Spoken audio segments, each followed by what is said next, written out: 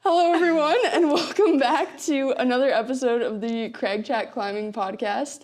Today, I have Tara on my podcast. Tara is a climber, a photographer, and just a general all-around great human. Thank you for being on. What were you telling me about your shirt? Yeah. I want this. For anyone that's just listening, Tara is wearing like a flannel button-down shirt, but she was complaining because it's not really fitting as well. My lats keep growing every year, and this is like a pretty old shirt, and I can tell a huge difference in my back. Yeah. I put it on today, and I was just like, oh. And I was like, you won't notice. It'll be fine. Yeah, it'll be fine. Just won't button it. It looks fine. Thanks. So Tara, aka Hulk Lats.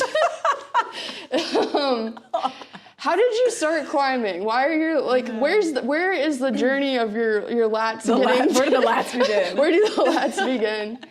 I started about 5 years ago now. I think March is my 5-year anniversary. Okay, we started about the same time then. Really? Yeah. Cool. Yeah, Ascend had just opened in the South Side like a year previously, and one of my buddies was just like, "Hey, you want to go give this a shot and see what it's all about?" And I was like, "Yeah, let's go check it out."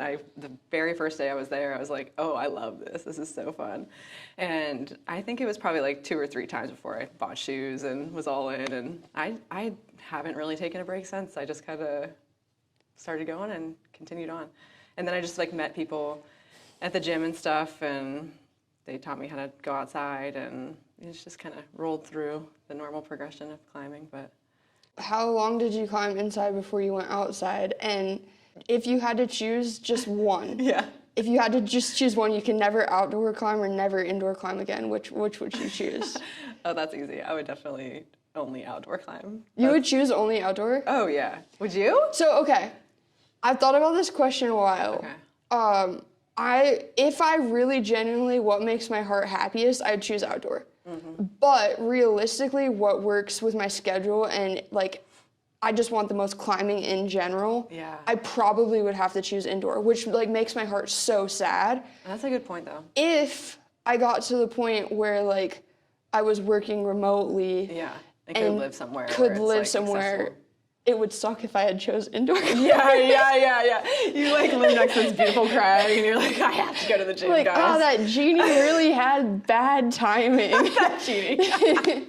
No, I don't know. Climbing outdoors is just like my happiest days. It would be really hard to say not to do that again. Yeah. And how long did you climb indoors before you? I think I only climbed indoors for like 3 or 4 months. And my buddy Ryan, I had 2 friends, Ryan and Kelsey, that were really big into my climbing at the beginning. They've since moved away. So sad. But they were like, you got to go outside and try bouldering. And I was like, okay, yeah, that sounds great. I go outside, and the rocks are so sharp, and they're like, I was getting shut down on like V1s, you know? Yeah. I was like, oh my gosh. Where'd you guys go? We just went to like McConnell's Mills and played around. And I think I went to Cooper's pretty quickly that year too. And I couldn't believe like how hard it was. And I was like, okay, it's time to get strong. It got me like really excited. But Ryan's the first person that took me out on ropes too and showed me how to do all that. And I remember he put me on like Masuko was one of my first climbs, which is an 11A at the new. Okay. And I just it beat me up so bad. So Masuko was always on my list to get like quickly like throughout the years. I was like, I remember being on Masuko, and I remember how hard it was, you know. So that was like a good like tag of where I was. Like, where's that at? What crag is that at? It's at Whippoorwill. Okay. It's right along the water, yeah. Okay, so is it one of the ones that you can only climb when the water's down? Yeah, I think so, yeah. Yeah. Okay. It's really cool. It has so many different features to it. It's pretty hard for an 11A, but it's like a really good climb. You should try it. Yeah. And there's one, it's called like No Name, that's a lot easier, that's to the right, that's really fun too. So if you ever want some fun 11s, go there and do those, yeah. But yeah, so he got me into that, and that was like my first year was basically only climbing with those 2. And yeah, since then, definitely progressed, but but that was such a cool beginning because Ryan was so strong. So was Kelsey. Kelsey won the Steel Town Throwdown the first year they had it, and I was like, oh, I knew you were strong, but I didn't realize you were that girl, you know. So it was cool to have them as my like leaders at the time. Yeah, it taught me so much. It's cool because like those people that are so good at what they do, and like it's almost nice when you don't realize it because I was in a running group, and I ran with this lady, and I knew she was fast, but shout out Shuri if you're listening. I knew she was fast, but I didn't know how fast, and she would run marathons, and I didn't know what a good time was. I ran a marathon, and I got around 4 hours, and I was like, okay, yeah, that's probably like decent, I guess. Yeah. And then now that I work in the running industry, I look back at her time. She was running like 2.5-hour marathons. Whoa, like she was like right on the edge of like Olympic travel times, and I was like, and you're just like, hey, good job. I was like, oh my gosh, I ran with her. Like, wow, albeit really cool. I was like puffing and pantsing, and she was like, la la, this is my. But like I was, so it's cool to like push yourself by getting to climb with people that are like good. Yeah, for sure. So you mentioned Steel Town Throwdown. So something cool that you've been able to see is kind of like the evolution of Pittsburgh climbing, because, correct me if I'm wrong, but Ascend opened 5 years ago. 6 years ago. Yep. So you've been kind of like an OG-ish. Yeah. What have you noticed about like the way Pittsburgh climbing has grown? And like, what do you think it's going to be like in the upcoming years? Or like, do you have any thoughts on that? Yeah, I mean, I think that climbing in Pittsburgh has really taken off since I first started. I mean, people were just like, what's climbing? Like, maybe we'll try Ascend. Like, same thing as me, you know, we're just all like, oh, rock climbing, that sounds cool. You know, like, we have no idea. And since then, I mean, it's huge in Pittsburgh. Everybody knows about the gyms. If people hear that I'm a climber, they're like, oh, cool, do you go to Ascend? Do you go to ICB? Where do you go, you know? So it's been cool just to see, first of all the gyms pop up. I mean, we have like 4 gyms now, where we only had the one. And yeah, we just got the ropes gym. I think that's huge. I was so surprised when I moved here, and there wasn't a ropes gym. I was very surprised. We were all driving like, like an hour south to go to Gritstone all the time because we wanted to be able to train during the winters. But yeah, I think that as the years go by, we're just going to see more and more people. The community is just growing and growing. It's just so cool to see people come in and join the groups, and just the friend groups are just growing, and more people are going outside. And like when you go to the new in the summer, and every corner you walk around, you see someone from Pittsburgh. It's so cool. You're just like, yo, like we dominate this West Virginia space, you know? Like, it's a 3.5-hour drive, but Pittsburgh is all over it all the time. So that's really cool. It's really funny because the last time we went to the Red before we moved to Pittsburgh, or maybe we had been here like a week or something, there was a couple at the Crag with us, and they seemed pretty cool, and we just got to talking, and we were like, they heard us say something about how we just moved to Pittsburgh and we were planning on going to Iron City Boulders, and they're like, oh, we go there. Like, what are the odds? Really? Well, we had never really had like met anyone from Pittsburgh. Like, maybe we had, and maybe it was just like not on our radar as much. We're like, oh, Pittsburgh, whatever. Yeah. But yeah, it was just kind of like a weird little. Yeah. People know about it now. You mentioned that more and more people are joining the community. And it's always fun to like get to share climbing with someone else. Yeah. You have 3 kids. Yeah, I do. And so you've had the opportunity to get your kids into climbing and kind of share that with them. You've told me kind of how your kids are all very different in the way that they climb. Maybe talk a little bit about that. Okay. And then what's something that your kids have taught you about your own climbing? Okay. So yeah, climbing for me with my kids and without my kids, it's very different. Climbing days with my kids are like family days, hangout days. Like I'm mostly prioritizing their climbing. Like I'm belaying them and helping them through things. Or I have a 9-year-old, a 13-year-old, and a 16-year-old. Just turned 16. She's driving. She just started driving this week. Let's not talk about it. She's gonna hear this and be like, "Wow." Said you're doing great. Yeah, she's awesome. Really good driver. Anyways, so climbing with Sid is one thing because she's kind of like a friend. Like when it comes to climbing, like just we go out together, we work on stuff together, and it's more of that vibe. Climbing with the boys is more like me chasing them around and Mom, watch this, so it's totally different. But when I don't have my kids, that's like training time, and there's many times where I'm just like, you guys aren't coming tonight. I'm going to literally just train. I can't run around with you guys the whole night, So there's two different setups with that situation. It's like mom mode or not mom mode, Yeah. But yeah, what have they taught me? I mean, it's really cool to see Sydney specifically work through things. She has an ankle that doesn't work. She just can't point or flex one ankle. So she works around that so well, and just encouraging her and like watching her work through that and figure out new ways to do beta and like not give up on problems even if it's very like right foot intensive. She'll still figure out a way to like step through and back flag or something, you know, and just seeing that in general is, you know, awesome, and it just makes me feel like, oh man, if she's crawling up this climb and she has one bum ankle, like, you know, like it makes like super excited for her. But yeah, it's also it shows me how much of a bonding experience that climbing can be with people, because it's like you take them out and you just, I don't know, when you work through things and you go through emotions and you spend the whole day outside and you're in the fresh air and with your family, I mean, it shows you like the climbing isn't all about like being strong and grade chasing or whatever, you know, and like a lot of climbing for me is like you know, training and getting strong and getting excited about projects and things, but there's the other side of it that's just like the very nice hangout side and just being with people and being present, and I really like those days with them. They're really nice. You seem to have a really good balance of exactly what you just said, like the days that you're like going hard in the paint and then the other days where you're like hanging out. Is that something that I'm assuming took you maybe a little bit to like kind of figure out, or like, because what is one of your main motivations behind climbing? Like, is it getting stronger? Is it like getting new things? Like, what excites you in climbing? I think with climbing, yeah, definitely. I mean, I love getting stronger. It feels so good for me to like, I'm 38 years old. I mean, for me to have like a strong body like this after having 3 kids, like makes me feel like really empowered and just good. Like I feel healthy, probably healthier than I've ever been. And so that's a big part of it, is just like feeling good, like just physically, and it helps my mental for sure. If I'm having a hard, stressful day and I come climb, I leave, I'm happy, I'm fuzzy, like that's a huge part of it for me. But yeah, the balance part of it definitely took some time. It's hard when you're a mom to feel okay leaving your kids and being like, I'm doing this for me, you know? I mean, there are full weekends where I'll go on a trip and be without them.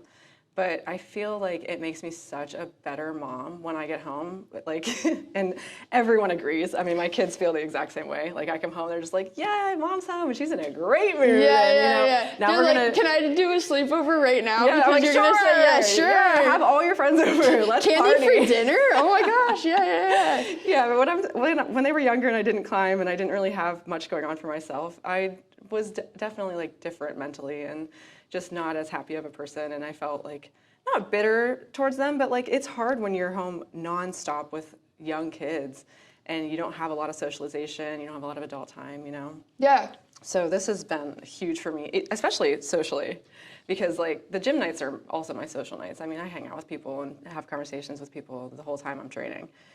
So that's definitely a huge part of it for me too. Just being a normal adult, you know? Yeah. And being able to make friends at this age is awesome. A lot of people don't have an outlet like that where they can roll up and make 5 new friends in a night. I mean, climbing gyms are great for that. I tell all my non-climber friends, especially like single ones, they're like, I have no idea how to meet somebody. I'm like, go to the gym. There's so many people here. You'll talk to people like all night long. You'll meet friends, you'll meet boyfriends. Yeah. Okay, so you brought this up. I knew it was going to happen here. So some people, and I don't know how you and Tyler met. Was it through climbing? Mm-hmm. Yeah. Mm-hmm. So some people have an opinion about this. They're like, I don't want to date someone that climbs because if it goes south, then it's going to be awkward at the gym. Yeah. I don't know how to feel about that. Well, for me, I want a partner who is into the things that I'm into. A huge part of my life is climbing. If I didn't date someone who climbed, I don't know when we would hang out. Literally, though. Because that's what I want to do. And like my trips are based around climbing. You know, if I had a boyfriend who was like, hey, let's go to the beach for 5 days and drink, and I'd be like, let's not. You go to the bar, I'll go to the crag, and our relationship would suffer. And that's just the truth of it. I tried dating somebody who was a really great guy before Tyler. And it was like a lot of movie watching and a lot of like downtime and, you know, eating and, you know, which is all great. Yeah. But that's not what I want to do. That's not what you want to do. That's just not my entertainment. Yeah. I'm way more active than that. And once I started saying, like, I'm probably going to go to the gym tonight instead of come over and watch a movie, we're like, this isn't working. This isn't gonna, yeah. And unfortunately, that's just I think I would have to date a climber if it wasn't Tyler. Sorry, Tyler, it's gonna be you, but yeah. And I'm not really worried about the whole breakup thing. If it were to go south for any reason, I think Tyler and I would stay friends. Yeah. So it would be awkward, sort of, but also not. Yeah, I think it's like, enough to handle it. I think it's interesting because it's like, I just have heard a lot about climbing gyms, and I'm like, so it's fine if you like meet someone at a bar and then it goes like you're still probably, the likelihood that whoever you meet it's probably going to be a place that you frequent. Yeah. So, like, what, are you just never going to try to... I mean, let's be real. I mean, I was at the DMV last week. I saw a guy from Run Club, you know? Yeah. I did not understand. People were telling me that when I moved here, you were going to know everyone really quickly. And I come from a town of 2,000 people. Yeah. So I did not believe them. Yeah, but it's very true. It is true, yeah. Especially with my job. Like, I meet so many people, and I'm like, how do I know you? I know that I know you, but I feel bad. That happens to me all the time. Okay, so let's talk a little bit about outdoor climbing, since it's clearly the love of your life. The love of both of our lives. Yeah. Where you started climbing at the New, originally? Outdoors? Yeah, that was my first, like, rope climbing. Yeah. Rope climbing, and McConnell's Mills for bouldering. I think that was my first bouldering trip, yeah. So, where are other places besides there? Like, what's one of your best trips that you've had outdoors? And tell me a little bit about it. I mean, I can't lie. It was this one trip to Red Rocks in Vegas. It was, when was this? It was actually when Tyler and I started. That was like the spawning of our relationship. So my buddy Matt put together this trip of kind of like it was like a misfit crew. It was like a misfit Matt crew. He's like, hey, Matt was my buddy, and he's like, we had done trips together before for sure, but he was like, hey Tara, I'm thinking about assembling this crew. He's like, I got this guy Tyler that I've been climbing with, and I'd met him a couple times at the gym. He's like, I got this girl Annette, who's awesome, climbs with Tyler a lot. This girl Emily, I knew who she was, and then Brandon. And Brandon was one of Tyler's friends too. And so I didn't really know anybody there that well except for Matt. And I was like, oh, I'm totally in. That sounds awesome. Let's go. And we all just stayed in an Airbnb that was way too small for us. And we were all like, I think we slept like 3 deep in a bed. And like, it was like such a bonding thing. Like, it just, all of us got so tight on that trip, and we had to. Yeah, we had to. But also, like, we just loved it. We all left that trip feeling like, oh my God, these are like some of my best friends ever now. And, you know, we all still stay in touch and stuff. But yeah, also just the climbing was very fun because Red Rock, have you climbed Red Rock before? I haven't. You haven't? No, I want to. Yeah, so tell me about it. Yeah. Well, I mean, there's like this loop where all the crags are just right off the loop. I mean, less than 15-minute hike in. And there's just endless sport routes and any grade you could want, and they're all beautiful and they're all fun, and it's just like you can just bounce from one wall to the next, and it's just incredible. So that was really fun. Obviously, I'd been to Red Rock before, so that wasn't like the highlight of that trip. The friendships were like definitely the highlight of that trip. But it was also cool because we were all at different grade ranges, so we were all encouraging each other on different climbs, and a lot of us got some of our like hardest climbs, or like we're putting in leads that were like scary. Like a couple of us were. Our head games weren't super strong, and we were working on that, and that was really fun to encourage each other through that. So there were just a lot of memorable moments and a lot of taglines that came out of that trip, you know? Like random ones that make no sense. Like so what? You can't just leave it on that. Like, I'm going to say one, but I'm not going to explain it because it's not going to make any sense. Oh, no! I'm just kidding. It's a bad pan. It's a bad pan. It's a bad pan. We said that for like 2 years. Okay, I'll explain it real quick. I'll make it the fastest story of all time. I was making eggs for everyone, and the eggs stuck to the pan so badly for breakfast, and everyone was making fun of me. They're like, "You're a mom, you should be." And you said it's a bad pan, and it really was. Okay, it was not a non-stick. It's not my fault. Everyone was making fun of me so bad for saying it was a bad pan. So now, like, if anything were to like be bad, we called it a bad pan. It's a bad pan. Yeah, like if anything's going on, it'd be like bad pan. Bad pan, yeah. And it doesn't matter that it's not a pan. Yeah, it's just a bad pan. Literally anything, yeah. Got it, yeah. No, I definitely have had stuff like that too. One time we were in a group chat, and Jed was trying to say something was a spendy boy. Like, it was an expensive gym. Okay, yeah. Like, the day pass was like $28. And so he said, that's a spendy boy, but it auto-corrected to boo. And so now anytime anything's just like expensive or just like a lot, we're like, that's a spendy boo. It's like, it literally makes no sense. No, But it's just a bad pan. Yeah, bad pan. That's so funny. Every time we fall now out there, something like that route, it's just a bad pan. Yeah, exactly. See, you get it. Yeah. So, okay. What are you working on in climbing this year? Like, what are some of the things that you're excited about or that you've been doing? So since I started climbing, my goal was to get a 512 as far as like grades go. I was excited I felt like when I first started climbing, that was an unreachable goal. So I was like, that's going to be my goal to work up to 12s because I just felt like that was probably something I could get to eventually. I didn't know how long it was going to take me. And I crossed over that line last summer. Congrats. Thanks. It was really exciting for me. I got a handful of 12s last year, and when I got the first one, I remember saying to Tyler, I'm like, once I get a 12, I don't know what I'm going to be going for because I don't really care. I'm not going to be like 12B, 12C, 12D. I don't care. I just wanted to get to the 12 range, and then I think I'll stop like thinking about grades so much. I just wanted to get up to this height But I don't think that's necessarily true, but I definitely don't see as much of a focus on that. I'm just excited to go out and hammer through like that grade range because especially some of the 12s there are just like such 4-star routes. There's so many, like you opened up a whole new door of like sweet climbs once you reach that range, Mm-hmm. So I'm excited to go down and just run through some of those because there's like a big list I have of cool 12s that I want to get on and try. So. Yeah, it's cool because you're right, it does open up so much more. Yeah. I remember, so we used to, whenever we go to the Red, starting off, you go into Mountain Project and you filter like 5'9" and under, right? That's what we could climb. And then I remember at some point we added like 5'10". Yeah. And then at some point, very like recently, I realized that I was filtering and including like 10Ds and like just starting to include 11As. And I was like, why do I feel like there's so many more routes to climb? And also, I felt like the routes were a lot less busy whenever we went. Yeah. And then I realized like, oh, it's just because we just like opened up a new...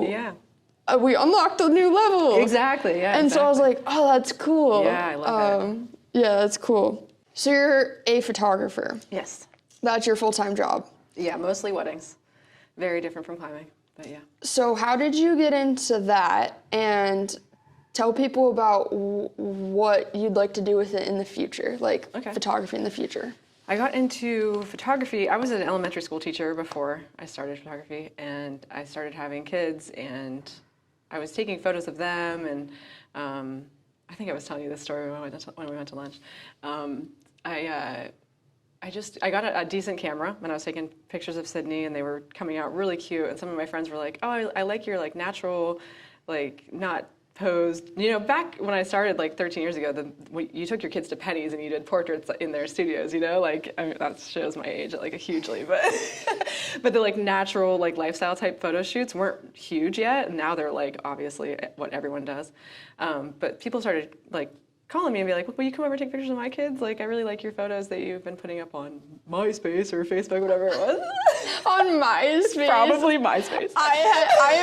Can I just say, I am so glad that MySpace is a ghost town because my MySpace, I don't get embarrassed, truly. I don't get embarrassed a lot. Yeah. I think that's something that gets embarrassed. Just delete them, please. I was in like 7th grade, so man. I'm sure yours was even worse. Yeah, mine was a little older. I had my kids on mine, Courtney. Yeah. Anyways, so people started asking me to take photos, and then I just started realizing like, oh, maybe this could like be a thing that I do, and I started trying to like get better at it, and I started shooting some couples, and then one of my girlfriends, this girl Stacy, was like, I'm getting married this summer, and I can't really afford a photographer, and I don't really care that much about my photos, but I want some. Would you mind doing it? And I was like, okay, I'll give this a shot. Went okay. Looking back at it now, horrible, but at the time being, I was like, this wasn't that bad. I think I could do this. And then I got a few more off of that wedding, and then it just kind of rolled, and now it's my full-time gig, and it's sweet job. But when you've shot weddings for 13, 14 years, it gets a little monotonous, gets a little, I love weddings and I love my job, but it's very fun to shoot climbing in the off time. Let's put it that way.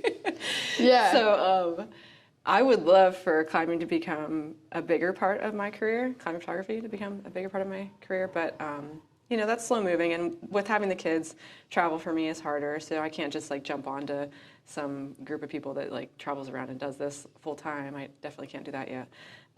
But I have shot for a couple brands now, and a couple of pros have had me shoot them, so that was really exciting. And when you get a check from La Sportiva, you're like, yes, dude, yes. That's feels cool. So good, yeah. Yeah, that's really cool. And I shoot a lot of the comps and stuff like that for the gyms, and do like some of their content work. So, yeah. Yeah. That's where I'm at with it right now, but I would love to see it keep progressing because it's really exciting to me. Well, if there's anyone out there that's a climbing brand, or you just want to have some cool climbing photos, hit me up. Hit Tara up. We'll talk about where you can find her at the end of the episode. But truly, you should look into it because she takes amazing photos. Oh, thank you. Tara and I were talking before this about how we're always behind cameras and no one ever takes our photo. Not in a oh, woe is me type of a way, but just like, it started because I took a photo of Tara and she took a photo of me and we're like, oh my God, photos. It was funny. Yeah. But that is one thing that I do find funny is I always am filming, but I don't take a lot of photos. Like all the photos that I have are just stills from me filming, and I'm hoping that I can get some sort of shot. But okay, well, I'll put that in the back of my brain. We should go out and shoot a day though. That'd be fun. I love getting up on the wall and just shooting like people, like friends in the group while we're climbing. Yeah. Do you so when you go outdoors, do you take your camera and shoot pictures? Do. Okay. Yeah. How do you feel like that sometimes takes you out of the moment of climbing, or like if you're say you're projecting something, you're really like it's a try hard day, you're like, okay, we're not doing the camera thing. Yeah, I have different days outside. Sometimes I'll go out and I'll just be with Tyler and we'll be projecting all day. When I'm out with friends, it's not like a try hard day usually. Yeah. It's more of a hangout day, and I get on like mid-range routes that are really fun, and I'll push myself here and there, but it's definitely not the basis of the day. Yeah. So I'll usually bring my camera out on those days and just play around, and if someone's on a really cool route and they want to go for like a send go and they're like, I'd love photos on this, I'll rig up next to them and shoot them. Some of my friends that get like the sickest shots for me, and I'm like, oh man, I gotta put somebody up here. So I make Tyler go up once in a while and shoot me. Yeah. Like when I want something I really want. Yeah. But he's also my belayer, so it's hard because if I'm on a project, I really want him to belay. Yeah. So I'll take the belay over the photos, but here and there I'll get some cool ones from somebody that wants to go up and help me out. Why is it a trust thing with the belay thing? You just trust him the most, or is it because he knows how to belay? Like, why do you like him belaying you specifically? I don't think this is talked about enough. Yeah, I mean, it's him and it's also my friend Matt. Those are my two people that I think trust the most because I've been climbing with them the longest. But yeah, when you belay someone, this is something I tell somebody when I'm teaching them how to lead belay. It's like when you have your partner that you're used to, you can see like the smallest little movements on them where they're about to fall, or that clip's not going to work, or they're going to clip from too low and need too much like extra slack or whatever it is. You just like learn the person's tendencies, and I think that Tyler has me so dialed in that I feel so comfortable because I'm like, even if I'm going for a clip and I think I'm going to botch it, I know he's going to get that slack back in and not make me take like a 30-foot whipper, Mm-hmm. It's not that I don't trust other people, but if I'm projecting and I'm already nervous and I'm already like above the bolt and I'm like, oh my God, I have to nail this. Like, it's not something I want to think about. I don't want to be like, am I sure this person's got me? And I know that like Matt and Tyler both are just really on it with me and know how to belay me. So yeah, that's definitely a thing. Mm-hmm. Yeah. So I never realized how much trust and like comfortableness Jed made me feel in belaying until I had one of my friends that, by the way, this is my best friend. Yeah. So obviously I trust her. Yeah. But I like just belaying wise, we don't rope climb enough together where I felt nearly as comfortable. Mm-hmm. And I was at like the second clip of this climb outdoors, and I'm like, do I go for the move? And I you know, it's just like a lot, and you also don't want to hurt the other person's feelings by thinking that you don't trust them, but like you don't trust them as much. It just it is what it is. It's a thing. We were talking about how not to traumatize you with the driving thing. Oh no. But we were talking about how when people fear for their physical safety, they make impulsive decisions. Yeah. I think that's one of the things like about climbing. Absolutely. Is like you just have to protect your physical safety. Yep. For sure. What's something that you've seen in climbing media lately that has been inspiring to you or you thought is really cool? Like books, podcasts, movies, photos? Something that stands out to me from this year is Joel Brady and Andrew Like's Seneca route. Have you seen that? No. So like last year they went down to Seneca Rocks and they found this route that's like pretty slabby, very slabby. It's like a 514B, I think. And they were looking at it and they were like, I think we could find a route on that. And they did, and they bolted it. And they bolted it? They bolted it. They made at Seneca. They made the route, and they sent it up last year, and it was just incredible watching them like work through that, and like because it was a whole thing. Like as they were doing it, you were watching and like, have you sent it yet? Have you sent it yet? You know, and you're seeing like, I remember Joel posting a picture where he was like on this crimp and his fingers looked ridiculous, and you're like, oh my God, like he's gonna actually make it through this thing, and they did. So that was something that I thought was really cool for sure. And they're, you know, I see Joel at the gym, you know, so it's cool that he's just like someone that's around. I don't know him. You don't know who Joel is? No, I don't know Joel. Wow. You got to meet him. Yeah, no, I want to now. That sounds really awesome. Was it like a single pitch or multi-pitch, or what was the route? It's just a single pitch sport route. Okay. They named it Green Magic, maybe something like that. Green Magic. I don't know. You'll have to double check the name. I'll try to include a link or something to that route in the description. Yeah, there's like an article on them in Highland Outdoors this month, and there's like a whole YouTube thing on it, and you'll find a bunch of stuff on it if you look it up. It's really cool. That's cool. Yeah. And so they bolted it and they got the first ascent on it? Yeah. That's super sick. Yeah. Do you have any interest in route developing? No, not really. No? I don't think so. Okay. That's just not something that like, I don't think so. It's just not your thing. No. Yeah. No, I was just curious. I think that I have interest in, like, I'd like to try it and see what it's like, but I don't know if I necessarily have the type of brain that sees routes when they're not there. I gotcha, yeah. But obviously we're so grateful for people that do. Oh yeah. I'll just leave it to them though, I think. Yeah. I also don't think I'd want to be responsible for like placing bolts and then like what if I did a bad job and someone's climbing on my route? You know what I mean? Like I don't know. There's a route at the new, not to call out whoever bolted this because I'm thankful that you bolted this, but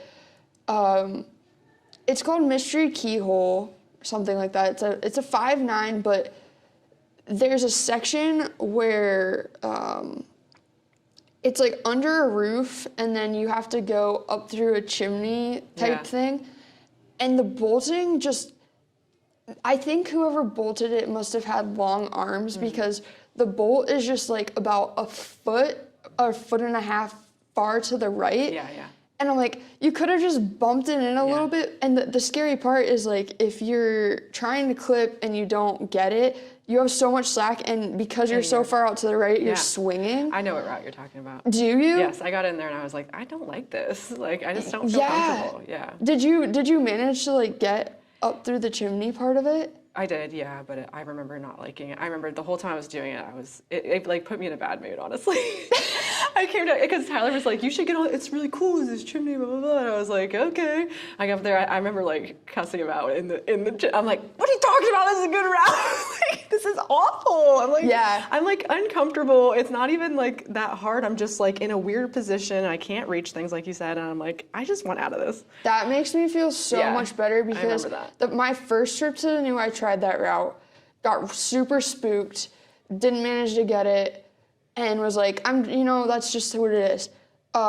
3, 4, 5 trips later, like several years down the road, I tried it again, like with the mindset of, I was just new and scared and like, let's give it another go. Got to the same spot and it was just as bad. And I thought back,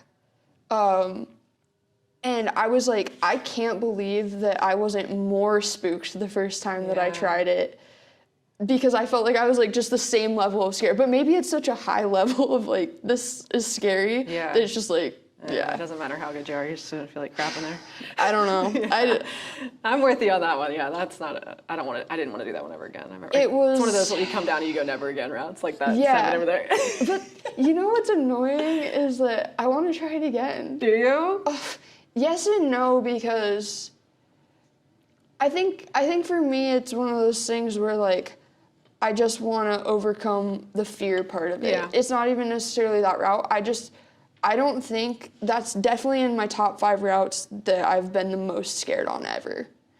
Definitely. Yeah. Because like the fall is just so. I had a couple of friends too that they were trying that route with me, and one of them took like the fall on that, and rocks went like everywhere when he hit. It wasn't good. See, I don't have interest in like things that are, you know. Yeah. It's just not worth it for me. Like I like to get over a risk that I feel like isn't. That's more of like a mental hurdle, not real risk.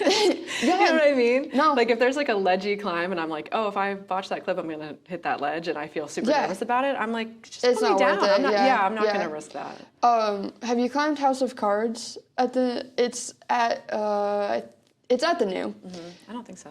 It's another sketchy 5'9", and there's literally a big black rock that has an X on it, and they're like, do not touch the death rock. But they call it the death rock, but it's like a death boulder, and they call the route House of Cards because if you imagine just boulders like that's what it is. And once again, we climbed it. We also climbed it without helmets on that route. Yeah. I don't know how you feel about helmets. I'm a big helmet advocate outdoors because I've seen a couple things now that it's just like you said, it's just not worth it to get hurt. Sure. Who inspires you in climbing? Who gets you psyched? So I was thinking about this one because I got this question earlier, and I was like, this is an interesting one for me because my first go-to with this question would be like a pro or something, or like someone who's doing something gnarly, or like a Joel Brady type, which is, they're definitely inspiring as heck, for sure. But I think, honestly, the people that inspire me most are just my friends that I see doing things, which is like super cheesy, but it's true. Like, I was thinking, the people that stand out to me, Jason Boone. He's a big grizzly bear type dude who climbs crack, and I've seen him in these off-wits with his whole body in there, just like growling up these cracks, growling, like body in, like doing this, and I'm like, that is awesome! Like, I can't believe he can get his body up that. That is so freaking sweet. So he stands out to me. My friend Adam stands out to me this year because he took a fall on trad last year, and we're talking about going down to the New in a couple of days here, me and him, and I was like, how do you feel? Like, how's your mental, you know? And he's like, dude, I'm good. I'm gonna go for it, you know, whatever. And I was like, that's awesome. Like, he took a big fall where he could have gotten very, very hurt, pulled a couple pieces of trad gear, and busted up his back real good. And he's already back, and he's not even gonna, he would literally send me a trad route he wants to put up, and I'm like, that's awesome, dude. Like, I'm so stoked for you for that. Aside from those two, like, just my regular crew inspires me a ton because we've been through this journey for a few years together, and we're all like working on like improving and getting stronger together. You know, we sit at the pull-up bars and rep out pull-ups and do fingerboarding together and stuff. So watching my friends get things that they have been working on is like huge. I'm just like, yes, dude.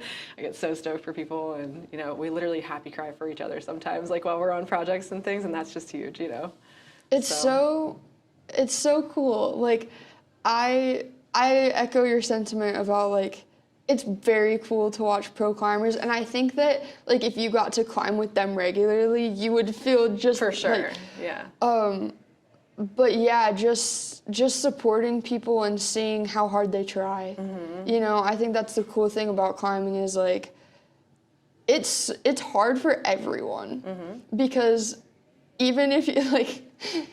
You're like, oh, cool, I can climb this now. Let's go climb something harder. Yeah, right. Like, it's just always hard. Yeah. You're always, like, to some extent beating yourself up because you can't get this or that, or, you know, even the people with the best mental attitude around climbing in the world are still, like, you know, a little frustrated they can't get up whatever they're trying to get up. For sure, yeah, everyone's level is their own level. Yeah. That's cool. Yeah. Well, is there anything else that you wanted to talk about on this here podcast? This year podcast. I don't know. I didn't think about any additional topics. Fail. Are you gonna put a big stamp over my face right there? Yeah. This is the part, like, you know, in a job interview when they're like, well, so do you have any questions for us? You're like, nah, I think I'm good. Not really. No, that's totally fine. I want to say thank you for coming on. I really appreciate it. Tara so graciously, like, I was like, hey, really last minute, but do you want to come on in the podcast in like a day? And she's like, yep, I'll be there. So I appreciate it. You're easy to chat with, so it's not a big deal. Yeah. Another lunch with you, basically. Yeah. We don't have any pad thai this time, but we need to go get more pad thai. We do. With that, thank you so much for listening. We're gonna go get pad thai, and we'll catch you on the next one. Peace. Thanks so much for listening to episode 14 of the Crag Chat Climbing Podcast. If you'd like to learn more about Tara and her photography, you can check her out on Instagram at TaraBennett13 or online at tarabennettphotography.com, and you can find all that information and more in the show notes. Thanks again for listening, and stay hyped.